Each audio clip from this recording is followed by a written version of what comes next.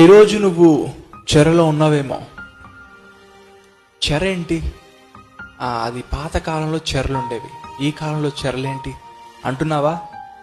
నువ్వు బందీవైన ఆ పాపం ఉంది చూడు, అదే నీ చెర.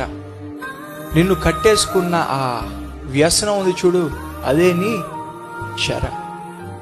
ఆ చెరలో నువ్వు ఎంతకాలం ఉంటావో అక్కడున్న బాధ, అక్కడున్న కష్టాలు, ఇబ్బంది, నష్టాలే నిన్ను చుట్టుకొని ఉంటాయి. అది నీకు తెలుసు నాకన్నా బాగా. ఎంత బయటికి రావాలన్నా నువ్వు రాలేకపోతున్నావు.